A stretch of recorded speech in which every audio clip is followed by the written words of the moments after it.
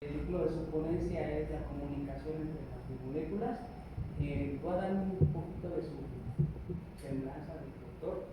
Él nació en la Ciudad de México el 15 de agosto del 56, cursó sus estudios de biología en el año del 75 al 78, obtuvo la medalla Gabino Barrera, distinguido como mejor estudiante de biología por el Diario de México, graduándose en 1980.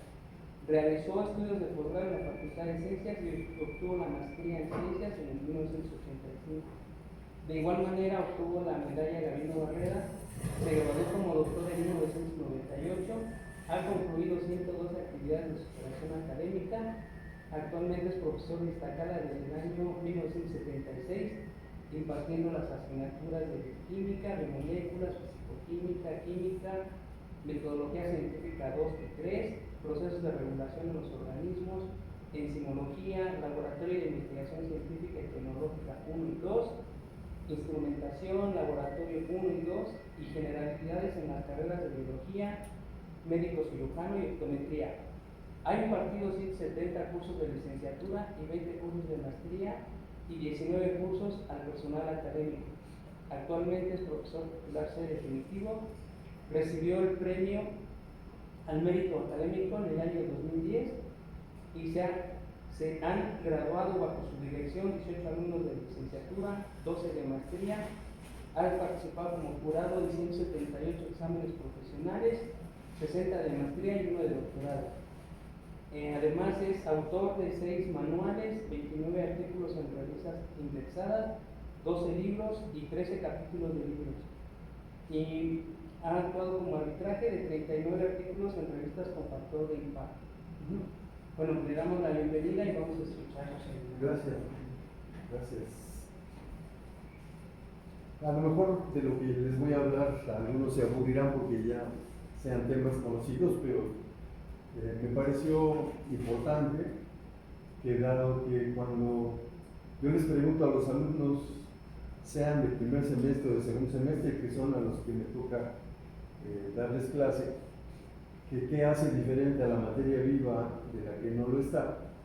No hay ninguna de las ocasiones alguien que diga en esto reside esa diferencia.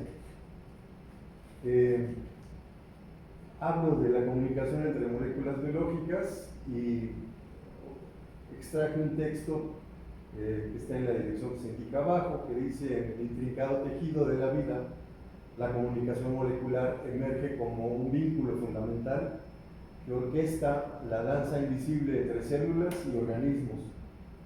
Es el fino hilo de moléculas especializadas que trasciende fronteras celulares, coordinando respuestas vitales y desencadenando procesos biológicos clave, desde los susurros de las neuronas hasta las defensas del sistema inmunitario. Este proceso sutil pero poderoso es la base sobre la cual la biología modela su funcionamiento. Y en esencia, pues si hubiera que poner a prueba, ¿no? Si a lo mejor en el espacio fuera del planeta terrestre uno encontrara una molécula y quisiera saber si tiene similitud con moléculas vivas o con aquellas que no pertenecen a la materia viva, no es tan sencillo que los alumnos identifiquen que la clave es el contenido de información. Y no todo el mundo a la primera puede ser consciente de cómo se mide ese contenido de información. Por poner un ejemplo, si uno quisiera, si uno sabe que una proteína como la hemoglobina, con cumplir, ¿no?, una cierta secuencia de aminoácidos y aquella molécula que tuviera la misma secuencia de aminoácidos nos llevaría a concluir que es hemoglobina. Si nosotros supiéramos cuántos aminoácidos de cada clase están en la hemoglobina y los pusiéramos en el tubo de ensayo y les diéramos las condiciones para que se enlazaran por enlaces peptídicos y nos esperáramos a ver cuándo cosechamos hemoglobina, algunos les dará risa, ¿no?, que bueno, nunca vamos a ver ese efecto. Y del mismo modo en que en algún momento se pensó, ¿no? Maxwell en particular, que hay una diapositiva aquí, Maxwell proponía este problema en donde si hubiera dos compartimentos y tuvieran ambos moléculas frías y calientes, que si uno supusiera que no hay gasto energético, si un diablito se encarga de reconocer cuáles moléculas están calientes y las va apartando, o cuáles están frías y también las va apartando, hasta poderlas tener por separado, cuestión que, digamos, implica, ¿no? Se interpretaría que ahí se generó energía de la nada, ¿no? Porque en cuanto se permitiera nuevamente que las moléculas calientes se movieran al azar, pues debería haber un movimiento neto, ¿no? del compartimento con moléculas calientes hacia el otro. Y si bien se partía de que no había gasto energético, que el demonio fuera cerrándole la puerta a las calientes para, digamos, dejarlas en un solo compartimento, en realidad sí hay un gasto energético, que es el acto cognitivo de que el diablo tiene que reconocer cuáles moléculas están calientes para decidir si abre o no la puerta. Y pues digamos que esta energía, ¿no?, asociada a este acto cognitivo, pues es la información, ¿no? Y es interesante que según tengamos una cierta forma en las estructuras que observemos, pueden contener más o menos información. Si yo escogiera una esfera y les digo a los alumnos que se volteen para otro lado porque la voy a girar, la giro yo, les digo que ya pueden ver y les pregunto que cuántos grados la giré, no van a poder contestar. Pero si en la esfera hubiera algún elemento que la hiciera asimétrica, entonces podrían contestarse preguntas como esa. Uno de los objetivos de esta plática es que tengamos conciencia de la importancia de la asimetría como una vía para aumentar el contenido de información. Hay ciertas estructuras que no pueden contener tanta información como aquellas otras que sí la pueden tener, y esto, una de las aristas que las caracteriza es cuál es su forma, ¿no? De hecho, bueno, aquí hay una gráfica en donde si se consideran dos figuras que pudieran tener el mismo volumen, uno podría preguntarse si tienen la misma información. Una esfera, aunque no se ve muy esférica, pero es una esfera y un cono, el volumen se parte de que sea el mismo para ambas figuras, pero hay un contenido de información que está asociado al volumen, y hay otro apartado que tiene que ver con la superficie que circunda esa figura geométrica. Así, la información contenida en el volumen y la que está contenida en la superficie se tendrían que agregar para poder obtener el contenido de información de la figura geométrica. Las biomoléculas se comunican a nivel de su cuerpo, a través de su cuerpo, y su lenguaje está determinado por la forma de las moléculas y la disposición de grupos capaces de establecer interacciones. Las moléculas mantienen la información y su contenido varía en proporción a su asimetría. Apreciar diferentes formas geométricas tridimensionales que el ejemplo que les ponía, ¿no?, que si fuéramos girándolas según cuán asimétricas fueran, podríamos estar contestando cuánto fue rotada, ¿no?, cuántos grados fue rotada la figura correspondiente. De acuerdo a la teoría de la información puede ser medida en bits el término bit proviene de suponer que las preguntas para resolver algún problema puedan formularse de tal manera que las respuestas puedan ser sí o no, y que de esa forma pues un sí podría corresponder a un 0 o un 1, y un no podría corresponder al complemento, ¿no? El 0 o el 1, de tal manera que pues podemos tratar de ilustrar, ¿no?, cómo llegar a cuántos bits tiene un problema dado a partir de un ejemplo. Buena parte de la información que les comparto proviene de un libro que se llama A Touchstone of Life. Ese libro está en la biblioteca, pero yo he ido y casi nadie lo usa. Casi nadie, a lo mejor yo no he visto que lo saquen, no he visto que tenga un sello de que lo sacaron. Y es escrito por un chileno, Lowenstein, y me parece una aproximación muy bonita, ¿no?, de, digamos, cómo se relaciona la información con los seres vivos. Bueno, hay una manera de como explicar cómo es que podemos calcular cuánta información tiene una cierta figura geométrica, y más o menos se trata de dividir, ¿no?, digamos, lo correspondiente al volumen. Si voy a comparar una esfera con un cono, puedo yo como tratar de documentar cuántas pequeñísimas celdas están contenidas, cuántas veces ese mismo volumen de celda micro dentro del volumen total, que es una de las dos divisiones que se muestran aquí, ¿no? Un volumen dividido entre esa delta al cúbico, que vendría siendo el volumen pequeño de una microcelda, ¿no? Y por otro lado, pues cuántas veces cabe una cierta superficie, también considerando la delta elevada al cuadrado y dividiendo el área total de esa superficie geométrica entre delta al cuadrado, tendríamos el número de esos pequeños espacios de superficie que hacen la superficie total.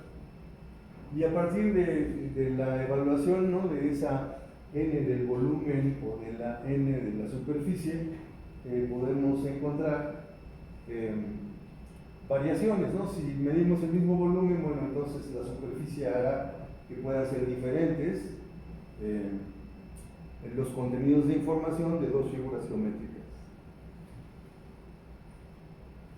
Está como pormenorizado el cono, cómo se puede disponer de medidas, ¿no?, del cono. Una de ellas es el radio de la base, otra es la altura, pero con esa altura podemos calcular la hipotenusa del triángulo para poder obtener esta línea que se va a requerir para calcular la superficie, ¿no? Esa G vendría siendo esa línea.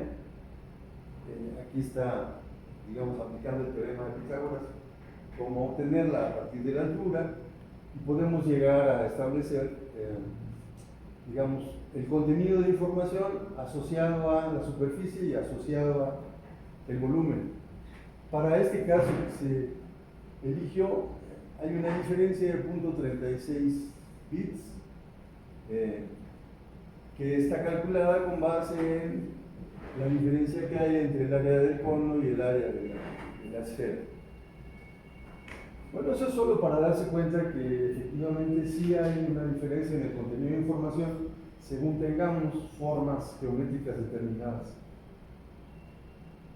La entropía, por otra parte, dimensiona la tendencia a avanzar hacia arreglos que resultan más probables. Una manera de decir o de definir la entropía es que es esta condición de desorden, ¿no? La tendencia a que avancemos al desorden, pero luego yo creo que no era para los alumnos tan claro qué era más desordenado. No sé si,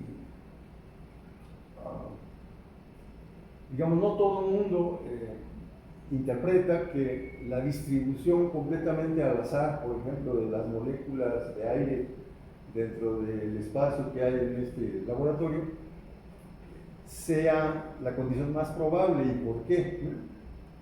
Pero creo yo que un ejercicio sencillo puede llevar a que interpretemos por qué esta distribución es la más probable y por eso no tenemos que ir corriendo a un rincón a estar respirando el aire porque en el resto de los espacios del laboratorio no lo hay, ¿no? Y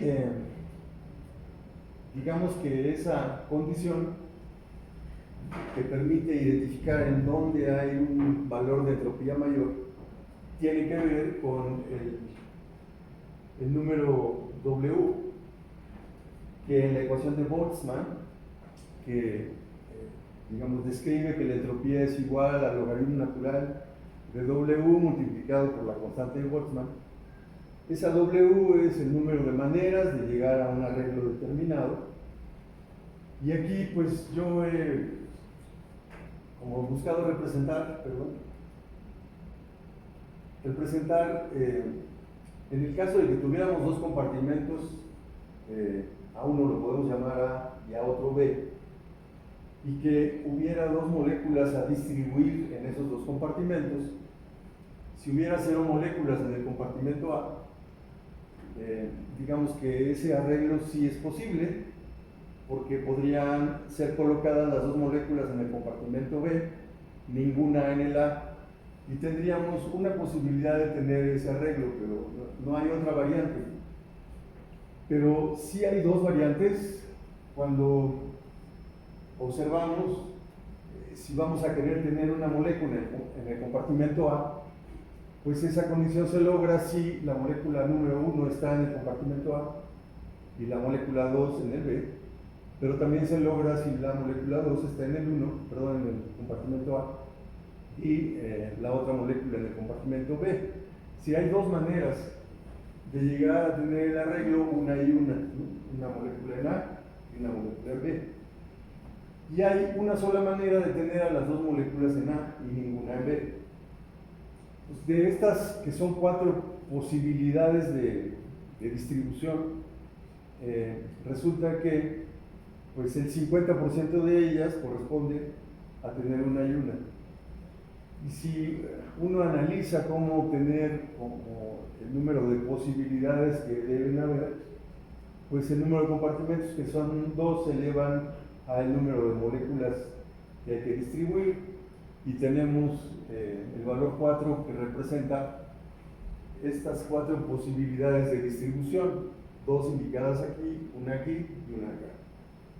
Cuando uno busca a lo mejor imaginarse que hay una línea que divida al laboratorio en dos y que queremos saber qué probabilidad existe de que todas las moléculas estén del aire de este lado y ninguna de aquel, sí hay una probabilidad de que eso se dé, pero ahora habría que elevar el número de moléculas que hay en el aire, en el espacio que hay dentro del laboratorio, y eso lleva a un número pues grandísimo, pero también a que se vuelve más probable una distribución en donde la mitad de las moléculas de aire están de aquel lado y la otra mitad están de este lado.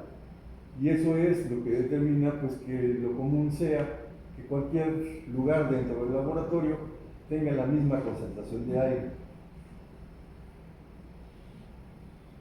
Bien, entonces con respecto a W, aquí está descrito, ¿no?, que podemos repartir las moléculas 1 y 2 en los compartimentos A y B, y que aquí pues el caso de tener una y una tendría un valor de W igual a 2.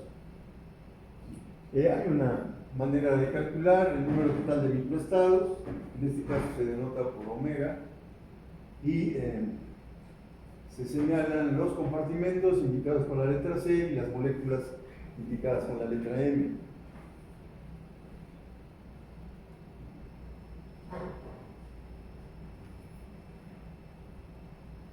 Vemos aquí, digamos, tanto el valor de W en cada caso como la probabilidad de tener esa distribución de las 4 moléculas en esos 2 compartimentos.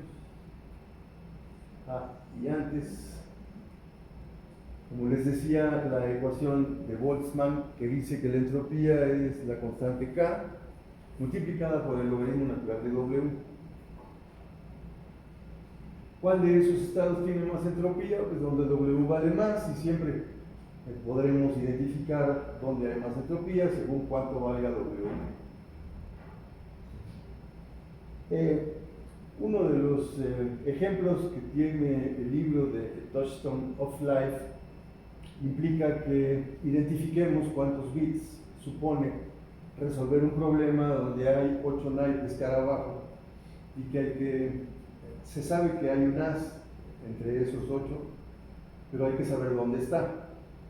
Y que cuántas preguntas en donde las respuestas sean sí o no debemos formular para que quede resuelto el problema. Si tiene alguien idea de cuántas son.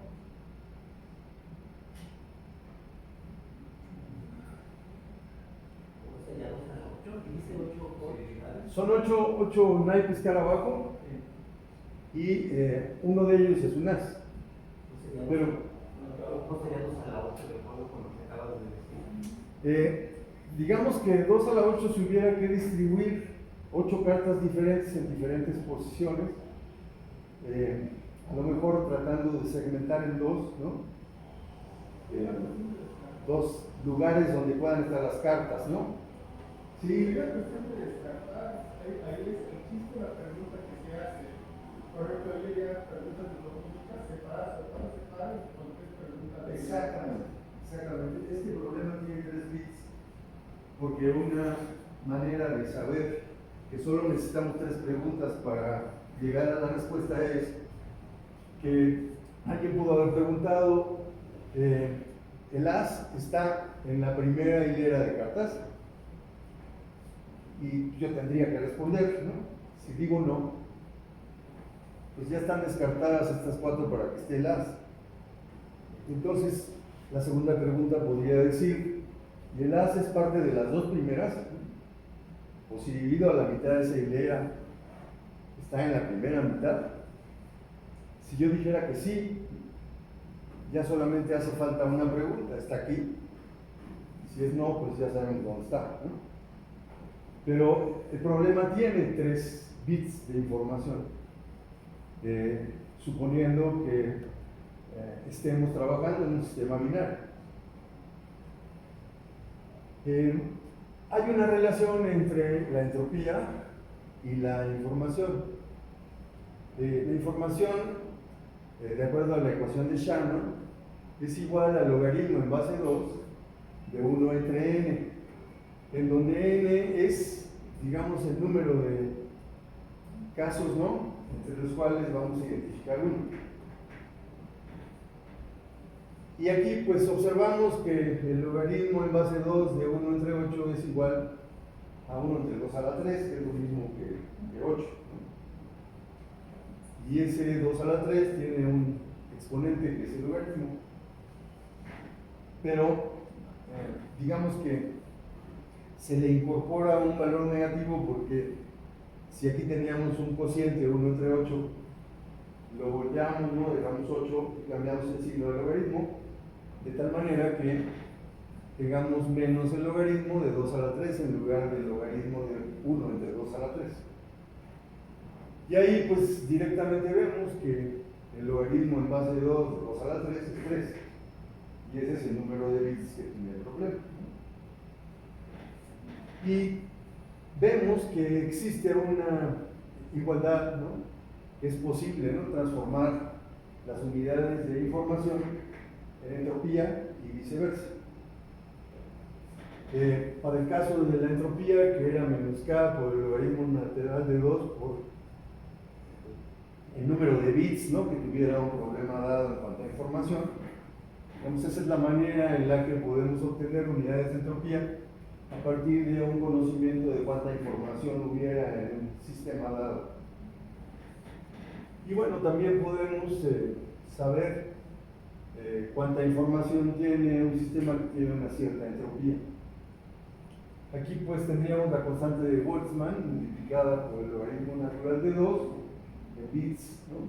Eso sería el contenido de información en ese caso. Y a tener 8 naipes cada abajo donde hay que encontrar un as.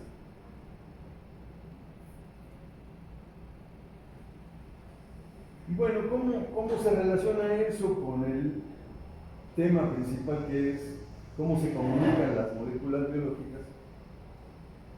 Pues es importante reconocer cuáles moléculas biológicas tienen información y cómo saber cuánta información tienen. Entonces yo tomé para ilustrarlo a las proteínas, que son por unidad de peso las moléculas biológicas con mayor contenido de información, más que el DNA por unidad de peso. Se ilustran los diferentes aminoácidos en la idea de identificar que hay asimetría. Digamos que por diferentes características sabríamos cuál es cuál, ¿no? Y además notando ciertos patrones regulares que son importantísimos para que no fallemos a la hora, ¿no? Una célula no falle a la hora de sintetizar una proteína y que no vaya a hacer una cosa que no sirva a lo que se está pretendiendo. Y eso tiene que ver con que, por ejemplo, los grupos carboxilo y aluno estén unidos siempre al carbono alfa. Tal vez, ¿no? Para el alumno, si sabe que se le va a preguntar en un examen eso, se ponga a repetir muchas veces que están pegados al alfa carboxilo.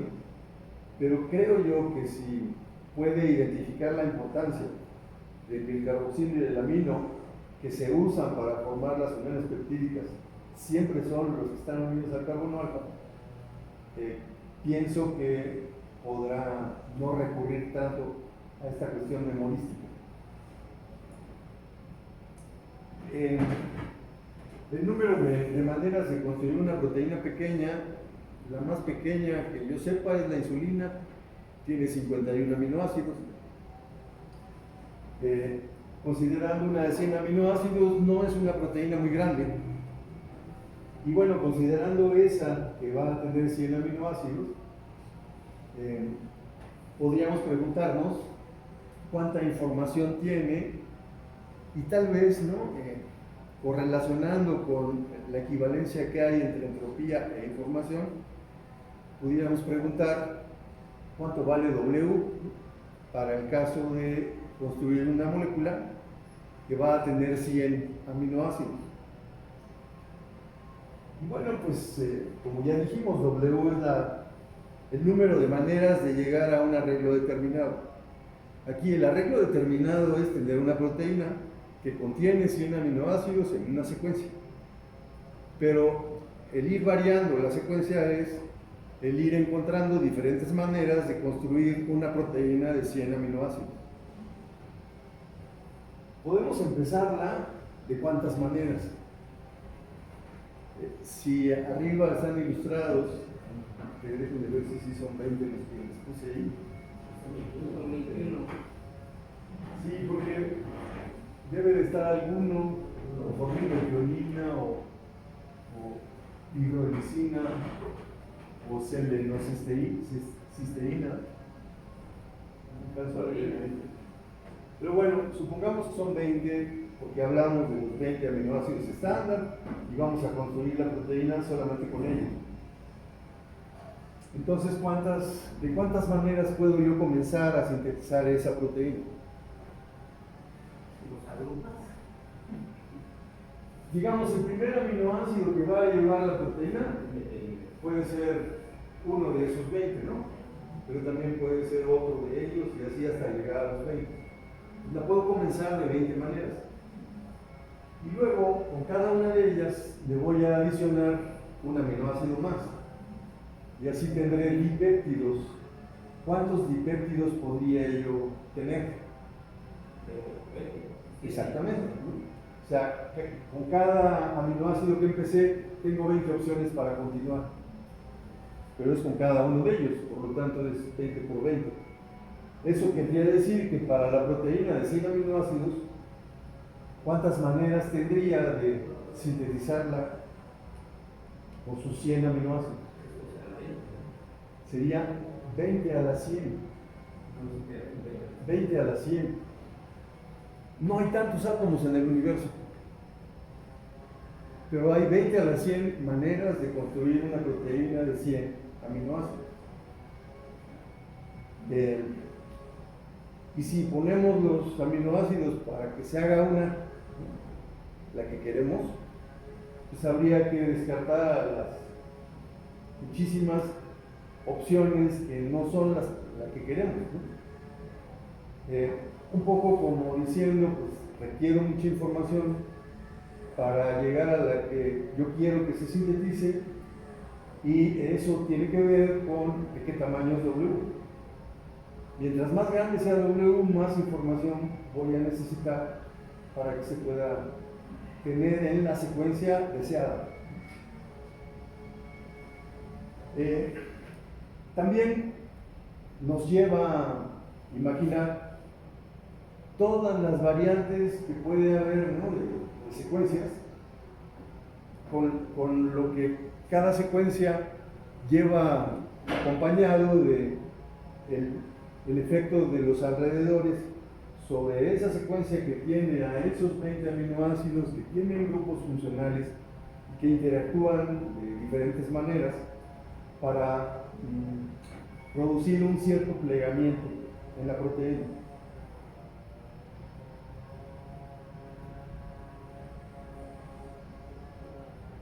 Entonces, en la construcción de 100 aminoácidos decíamos que hay 20 maneras de comenzar, y en cada una de ellas hay 20 maneras de tener dipéptidos.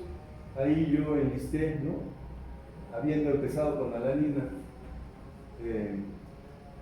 agregando otra alanina, tendría una de esas posibles secuencias, y si le agrego arginina, pues tengo otra, así hasta llegar a 20. Pero eso fue con alanina comenzando, ¿no? Y con cada uno de los demás tendría ese mismo efecto.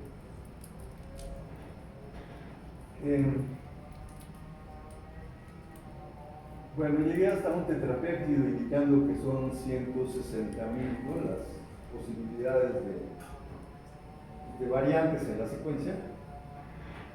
Y como ya había mencionado, 90 a la 100 es un número enorme.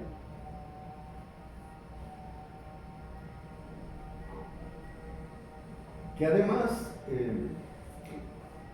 digamos, la forma en la que los seres vivos aseguran que la proteína deba de tener X secuencia es que esa secuencia sea dictada por, digamos, un idioma diferente, que es el que está en los ácidos nucleicos, pero en los ácidos nucleicos, en lugar de 20 variantes, solo hay 4.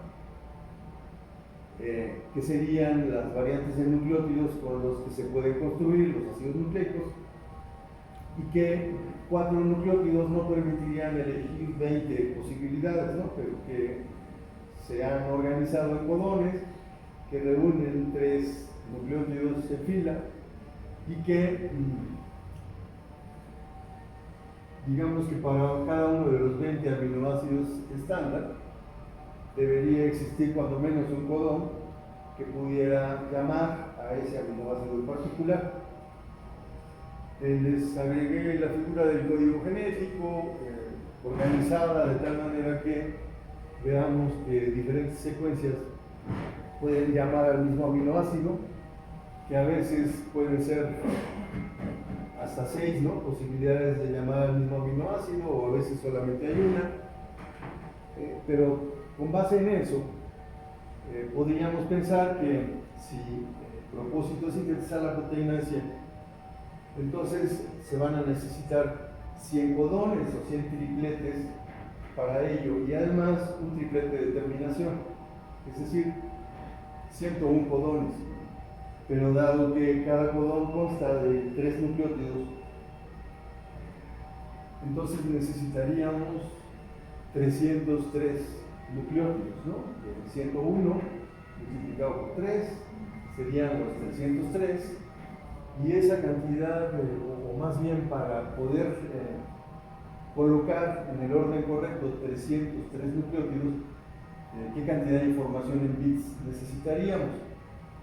Y de acuerdo a, digamos, quienes han estudiado cómo calcularlo, pues tienen 4 opciones de nucleótido, de adenina, guanina, citosina o timina, en el caso de DNA, y que la información está en cada posición que vaya a tomar un nucleótido, que esa información sería I igual a menos el logaritmo con base 2 de P, que es la probabilidad de que un nucleótido sea seleccionado para ocupar ese lugar. De esa forma, la información nucleótido asociada a cada nucleótido incorporado es menos el logaritmo en base 2 de 1 entre 4, ¿no? Que es elegir uno de los 4 nucleótidos. Y eso lleva a tener 2 bits. Pero eso es para cada nucleótido. Si son 303, habría que multiplicar 2 bits por 303. Entonces, digamos, esa condición de poder sintetizar una proteína de 100 aminoácidos lleva asociados 606 bits.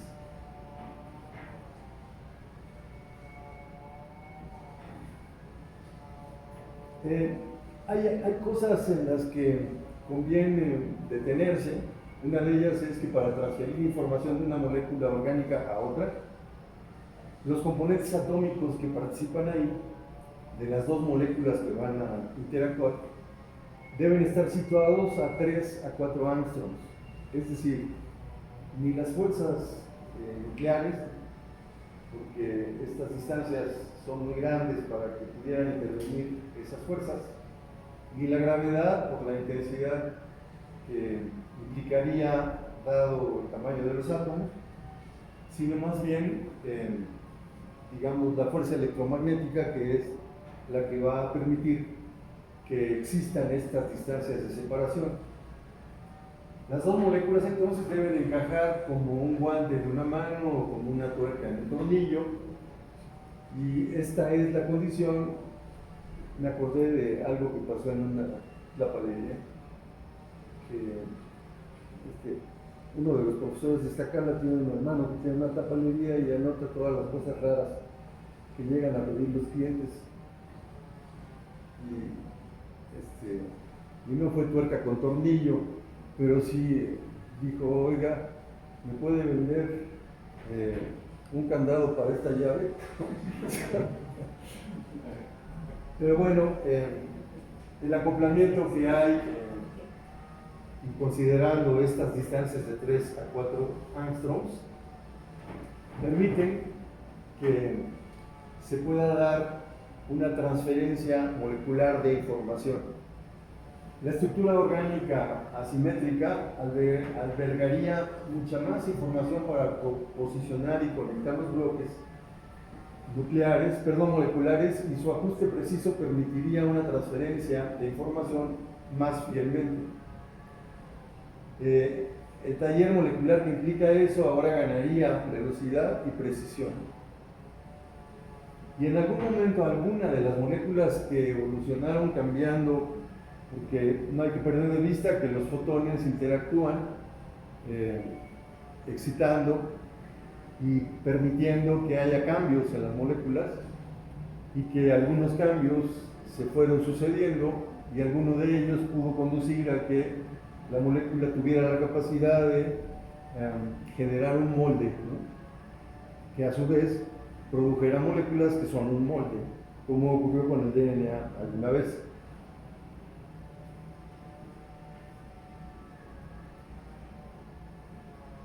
Christian Amundsen fue ganador del premio Nobel por haber planteado que la información necesaria para que una proteína se pliegue en la forma nativa, ¿no?, como es funcional, está contenida en su secuencia de aminoácidos.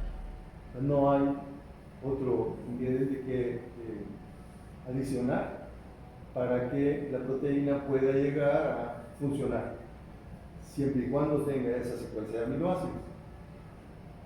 Y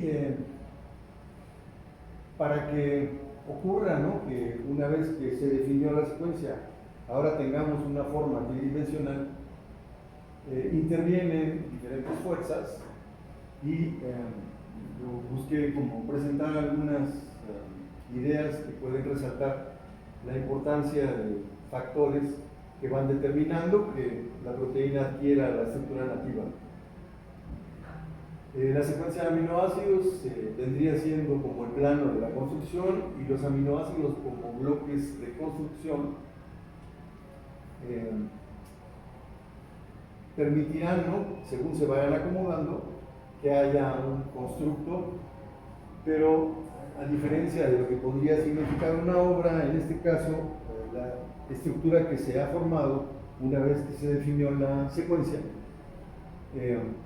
tiene una propiedad de ser muy flexible, es decir, no es única la estructura que se va a tener, sino hay una serie de posibilidades de acomodo en el espacio, pero algunas de ellas tienen menos contenido de energía libre, y que más adelante hay algunas imágenes que pueden ilustrar en ese proceso de irse plegando la proteína qué dificultades puede haber. Pero en esencia, pues tenemos que la secuencia de aminoácidos puede determinar que existan estructuras secundarias. Aquí se indican alfas, hélices y láminas beta, y que puedan estas plegarse sobre sí mismas para dar una especie de madeja, que es como se indica aquí, y que varias madejas también pueden interactuar para dar lo que se llama estructura cuaternaria. Y el esqueleto polipeptídico puede presentar uniones iónicas como la que aquí se ilustra, puentes de hidrógeno como que aquí se indica, puentes de sulfuro e interacciones hidrofóbicas. Y aquí es donde creo que podamos no estar como en una misma postura todos los que tratamos de explicar estas interacciones hidrofóbicas. Siento que a veces los alumnos se llevan la idea de que si uno dice, ¿no?, en las proteínas, la fuerza más importante que hay para la estructura terciaria, o para que tengan la estructura tridimensional las proteínas, son las fuerzas hidrofóbicas. Los alumnos llegan a pensar que las fuerzas hidrofóbicas son más intensas que las demás, que las covalentes, que las iónicas, y eso sería un error. No todo el mundo plantea, ¿no?, que la mayor fuerza que sostiene la estructura terciaria son las interacciones hidrofóbicas. Hay quienes pues le dan igual importancia al puente de sulfuro, a los puentes de hidrógeno, los enlaces iónicos, pero creo que sí es muy importante tratar de hacer conciencia en el alumno de por qué se dan, ¿no?, esas fuerzas hidrofóbicas siendo tan débiles, por qué es que son lo más importante para el plegamiento. Para ello, bueno, pues en las estructuras de los aminoácidos pueden reconocerse cadenas que les dan carácter polar, carácter no polar, y puede haber ciertos grupos que le den una cierta importancia a aminoácidos como la cisteína, que puedan formar enlaces covalentes.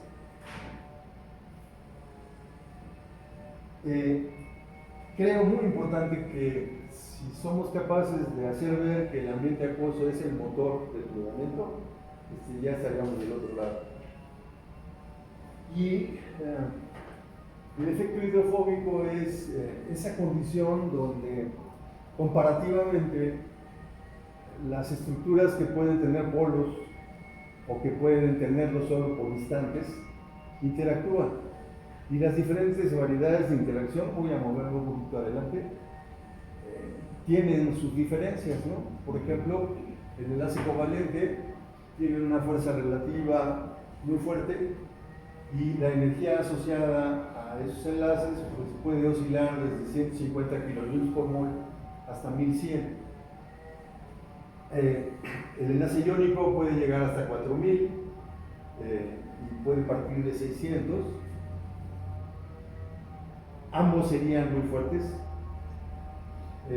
Digamos que el puente de sulfuro cae dentro de esta categoría, y los puentes que se pueden establecer entre glicinas, asparticos o alquidinas, glutámicos, en fin, caen en esta condición.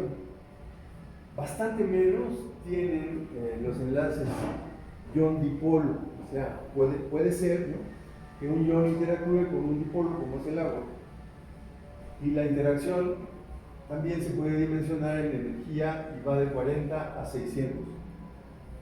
Pero también podemos analizar qué tanto se atraen un dipolo con otro dipolo y comparar eso con la atracción de un ion con el dipolo. Vemos que es descrita como moderada y está por debajo de las fuerzas implicadas en una interacción ion-dipolo. Y ahí es donde puede uno terminar por entender por qué, si pone un compuesto iónico que tiene una fuerza tan grande como las que están asociadas al enlace iónico, por qué es que se deshace en el agua. Y se deshace en el agua porque hay una interacción ion-dipolo de varias moléculas de agua con el mismo ion, que sumándolas exceden, ¿no?, la fuerza de atracción entre un ion y otro ion.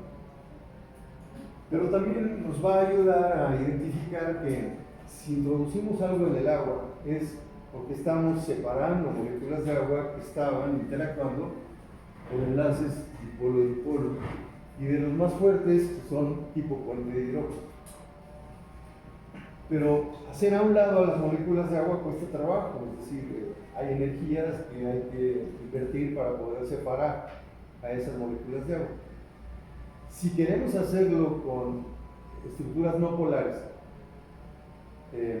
introducir una estructura no polar en el agua es favorecer las interacciones en dipolo permanente con un dipolo inducido, es decir, la estructura no polar sí podría llegar a formar dipolos por instantes, pero va a interactuar con una estructura que siempre está polarizada como el agua.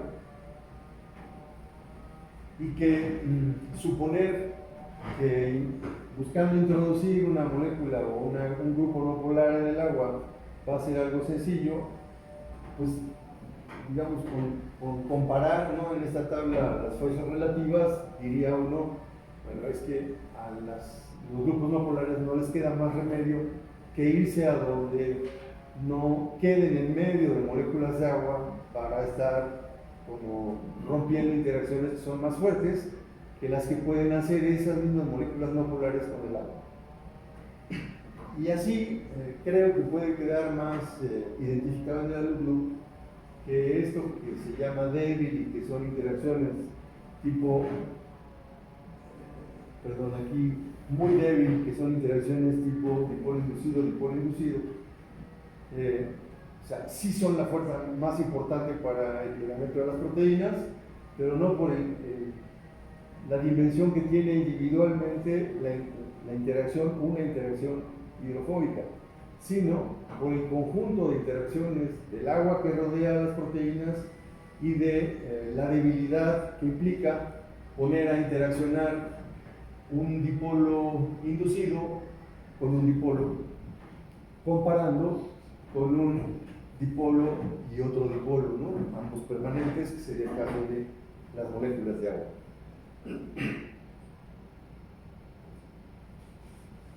Me regreso.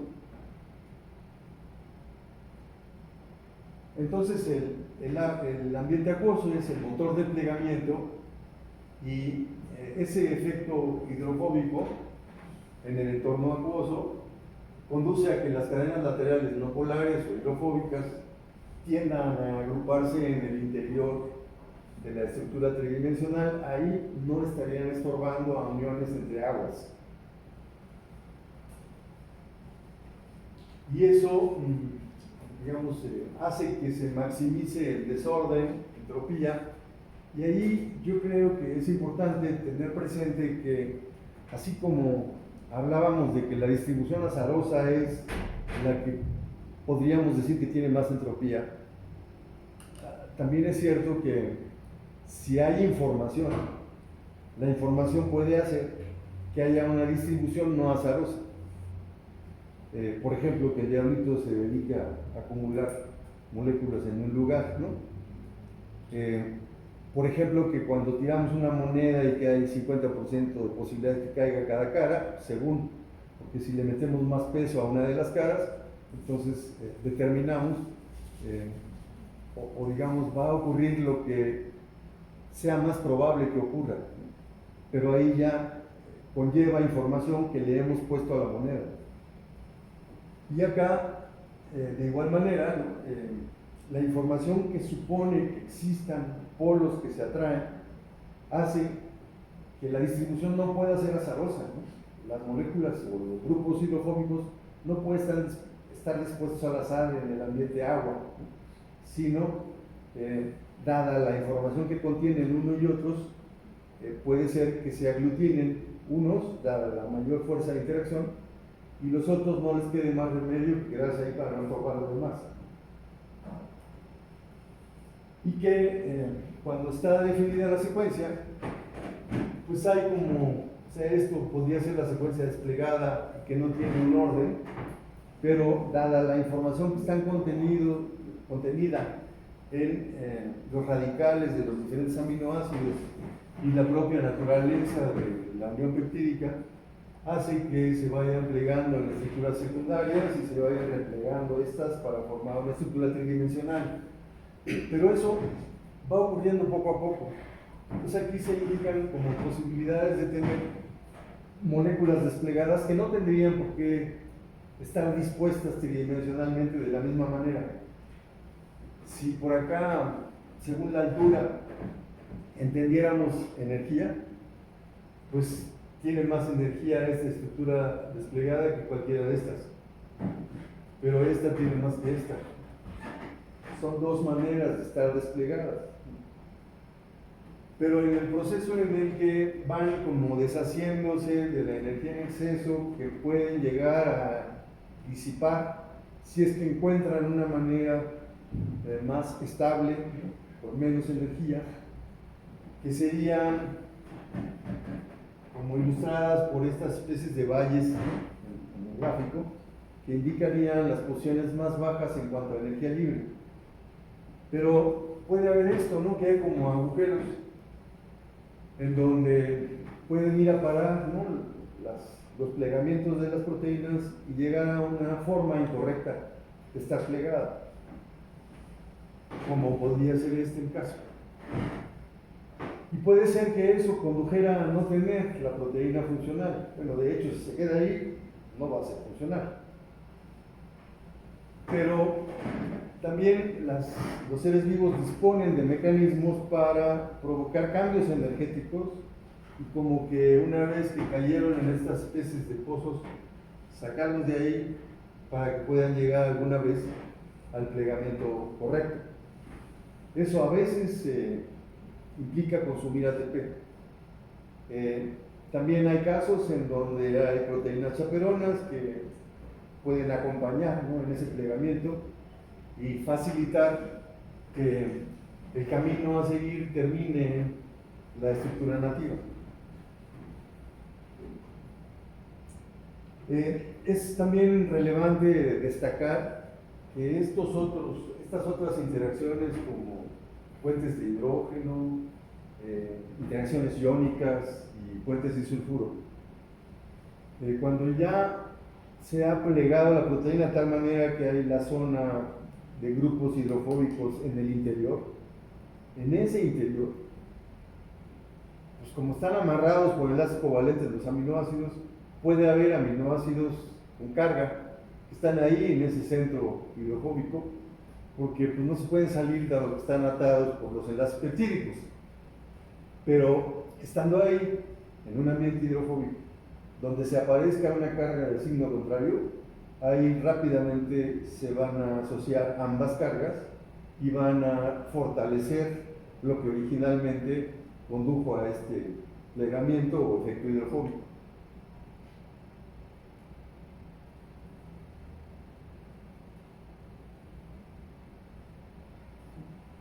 Hay un término que se ha utilizado que es el Molten Globule, que es como un precursor, ¿no? de la proteína ya en su plegamiento nativo. Se marcan como líneas que van oscilando porque van teniendo transiciones de energía libre y eventualmente pueden alcanzar la estructura nativa que corresponde a la de menor contenido de energía libre. Pues también, ¿no?, en esa zona central de la proteína puede haber puentes de sulfuro. Se facilitaría en ese ambiente que pudieran formarse los enlaces covalentes. Pues pidiéndole a la inteligencia artificial que pudiera hacer una imagen en donde mostrara cómo puede ocurrir ese plegamiento, pues aquí puso en amarillo una zona no polar y en morado la parte de la proteína que es polar y que después ocupará una región central, la zona no polar, y que en la superficie la proteína tendrá la mayoría de los grupos polares interactuando con el agua. Decía que a veces es necesario que haya proteínas chaperonas, y aquí en bacterias hay un ejemplo en donde pueden intervenir moléculas proteicas como DNAJ, DNAK, para el péptido que está sintetizándose en un ribosoma, y cómo pudiera ser que tan solo la interacción de esas estructuras que reconocen como zonas hidrofóbicas que no deberían de estar, si la proteína se va plegando bien, para poderse asociar, y esa asociación conduce a poder corregir. A veces no se corrige, pero si falló ese procedimiento, entonces intervienen otras estructuras que son como una especie de recipiente con una tapa, y que ahí puede haber gasto de ATP para como desenredar, como venía enredándose la proteína, para que vuelva a ir por el camino correcto.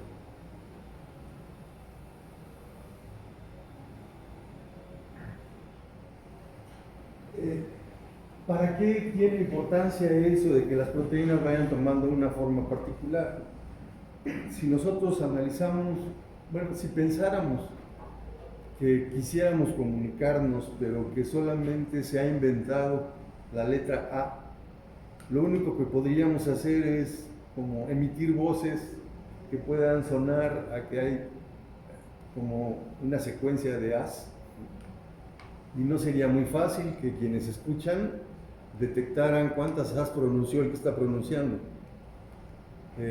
Conforme menos variantes tengamos para construir el lenguaje, se vuelve más difícil comunicarnos, y que habiendo esas posibilidades tan grandes de que las proteínas puedan cambiar su secuencia, pues como hablan con el cuerpo, se dan todas las posibilidades de cuerpos posibles para lograr las interacciones adecuadas.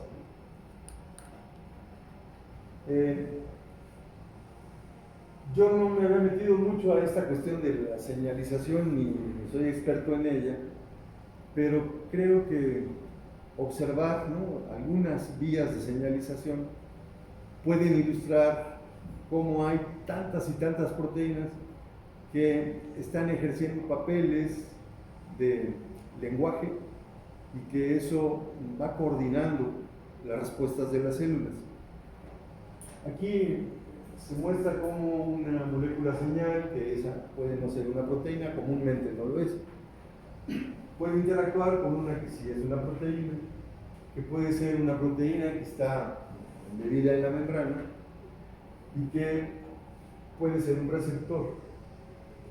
En esa interacción, ¿no?, de los triangulitos con la proteína receptora, pueden tener lugar cambios en la propia membrana que pueden determinar que en el interior celular haya cambios. Por ejemplo, que una molécula, o digamos una proteína que tiene GTP, pueda interactuar, y que eso condujera a que sea convertido el ATP en AMP cíclico, y ese AMP cíclico pueda interactuar con proteínas que puedan abrir cerrar canales iónicos o con proteínas que afecten la actividad de los genes o con proteínas que alteren el metabolismo.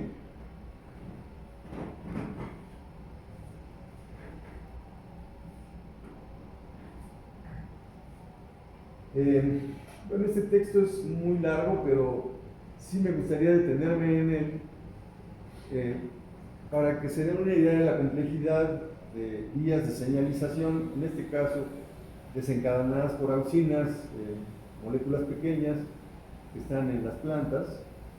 También en animales llegan a tener funciones, pero fundamentalmente son como el regulador maestro de las plantas. Y se sabe que la manera en la que se sintetiza el ácido indolacético es a partir del triptófano. Eso ocurre en los cloroplastos. Hay una vía que es la del indol pirúvico. Esa es la dominante en Arabidopsis, que es el modelo más estudiado. Y el ácido indolacético libre puede ser oxidado, pero también puede ser conjugado. Hay enzimas que pueden tanto oxidar su anillo indólico como la cadena lateral, pero también hay enzimas que pueden acoplar al ácido indolacético con azúcares o que pueden acoplar al ácido indolacético con aminoácidos y también con proteínas. Y uno se preguntaría, ¿para qué? Estando libre el ácido indolacético, los niveles que haya de él determinan lo que vaya a hacer la célula y cómo vaya a responder un tejido, ¿no? Por ejemplo, en la diferenciación de un tejido en otro intervienen las auxinas, o para la multiplicación o el estiramiento también intervienen. Y que, bueno, el indolacético es muy importante controlar los niveles, y las maneras de hacerlo es oxidándolo o conjugándolo, como dos de las opciones que hay. Hablaremos de otras. El indolacético puede entrar a las células a través del simportador, si hay acarreadores. Generalmente el medio ácido exterior a la célula favorece que la auxina pueda difundir, pero también hay acarreadores que pueden incorporarla.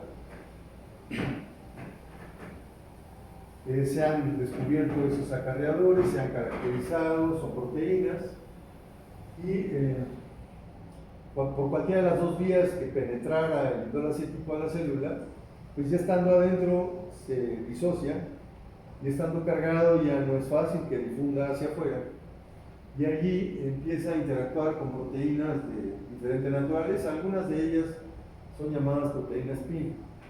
Esas proteínas son movidas por vesículas de secreción desde el Golgi y se adhieren a la membrana, pero se adhieren más a, digamos, si hay una célula, a un lado en particular, ¿no?, de la membrana de esa célula, para que esas proteínas, al concentrarse en ese extremo, puedan acarrear hacia afuera el indolacético. Pero eso de hacia afuera es que lo muevan hacia la célula que está por debajo, y a su vez la que está por debajo, que tiene esas proteínas PIN también en la parte basal, se mueva generando gradientes, y esos gradientes controlan el desarrollo. Pero hablo de proteínas PIN, que también son proteínas que reconocen específicamente al indolacético. Pero a la vez el indolacético regula a las vesículas que están acarreando a las proteínas PIN al lugar correcto. Y también pueden como estarse recogiendo de la parte de la membrana donde no deben de estar para digerirlas. También hay como parecidas a las PIN, lo que serían las PIS. Se han descubierto también esas. En el núcleo, la auxina se une a un complejo receptor.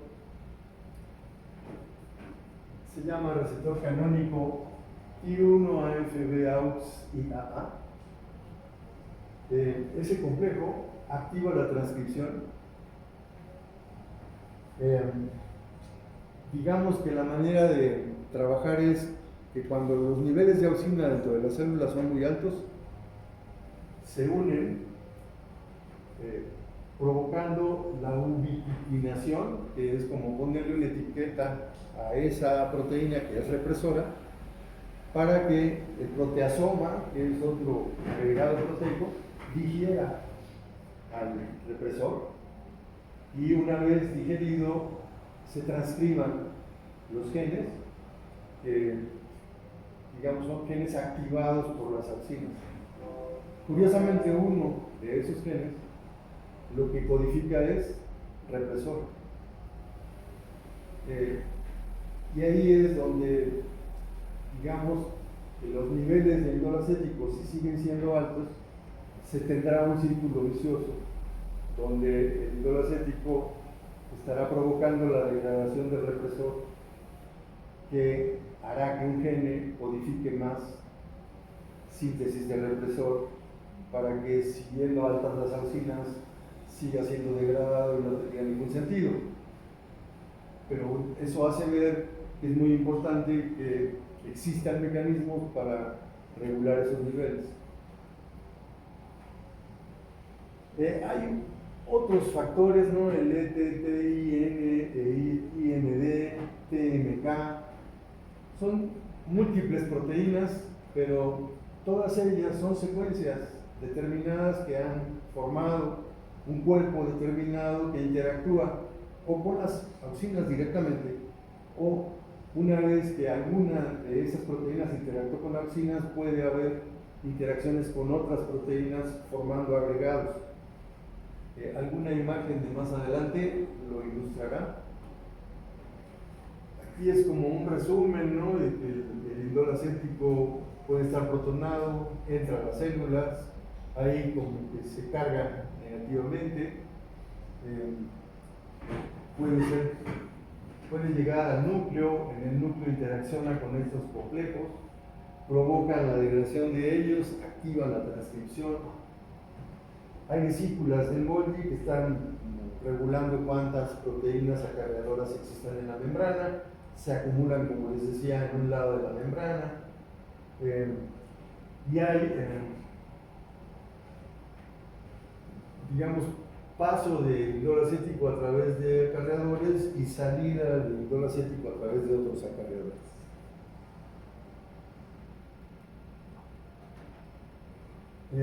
Digamos, un aspecto más específico de cómo esos factores de transcripción pueden estar siendo modulados por la presencia de auxina, y cómo eso puede llegar a, digamos, o apagar o a encender los genes de respuesta a auxinas. En todos los casos, la interacción es con el cuerpo, y en todos los casos esa interacción implica formas complementarias y grupos que son afines y que intervienen en ese rango de 3 a 4 años. Otras proteínas que vean la auxina, para poder subir, necesitan estar formando, digamos, un agregado en donde el pegamento es la auxina. Para que puedan activarse, son proteínas que desencadenan reacciones de fosforilación a proteínas que están dentro de la célula. Estas son respuestas muy rápidas a causa de las auxinas, que no tendrían que ver con que los genes se activen. Y bueno, hay casos también, o sea, es un fenómeno de los seres vivos, no es exclusivo de las plantas, y hay vías de señalización que incluso tienen como similitud, ¿no?, en las formas tridimensionales, en secuencias de ciertos segmentos de las proteínas que permiten que existan y se coordinen las vías de señalización, como el factor de crecimiento y su receptor, ¿no?, que normalmente es una proteína, como estando en la membrana puede interactuar con proteínas que pueden incorporarse también a la membrana, y cómo esas proteínas reclutan a otras proteínas para que, digamos, en cada evento de acoplamiento pueda haber, se desencadene pues una respuesta que va a conducir a que en el interior celular haya cambios como consecuencia de que hubo un contacto entre un componente que puede ser el factor de crecimiento o algún otro que, a los que pueda ser sensible un receptor como este. Como lo que interacciona de los cuerpos de las proteínas, que son los llamados dominios, ¿no? Zonas de la proteína, que tienen ciertos grupos que llevan a que puedan asociarse o disociarse.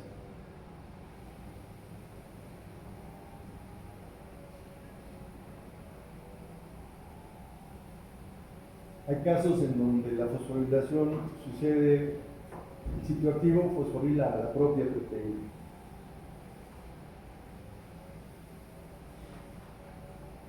Algunos dominios pueden reclutar proteínas, otros pueden hacer que se formen dímeros entre ellas. Hay unas proteínas muy nombradas, ¿no?, que forman parte de las vías de señalización, que son las RAS, también las RAF.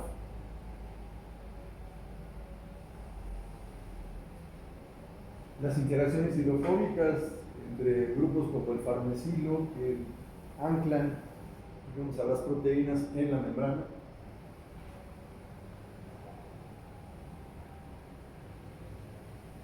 ¿Qué desencadenan las proteínas RAS?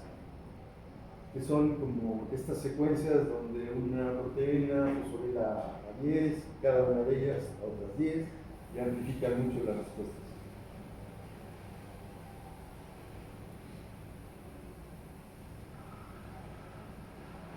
Los demás son detalles, están en la presentación por si alguien quiere revisarlas con más detalle, pero en esencia creo importante que el alumno pueda identificar que la materia viva se distingue de la no viva por su alto contenido de información. Es brutal, ¿no?, la diferencia en contenido de información. Que las moléculas biológicas con mayor información son los nucleicos y las proteínas. Los carbohidratos, a pesar de tener como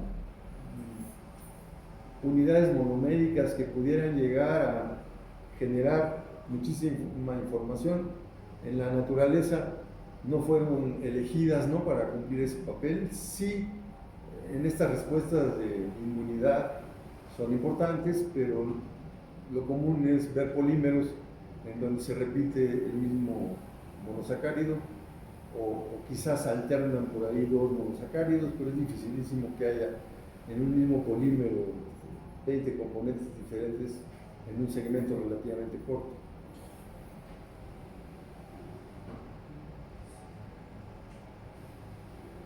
Algunos ejemplos de factores que tienen una función principal, como activar genes, regular el crecimiento y diferenciación, proliferación, el metabolismo, la memoria, migración de células. Muchos de los casos responden siendo fosforilados o quitándoles el fosfato para encenderlos o apagarlos.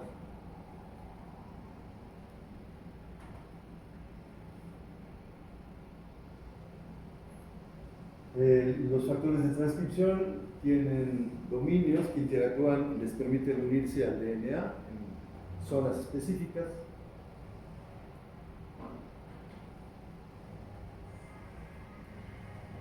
Bueno, y como les comentaba, pues son imágenes y texto que se pueden consultar con más detalle.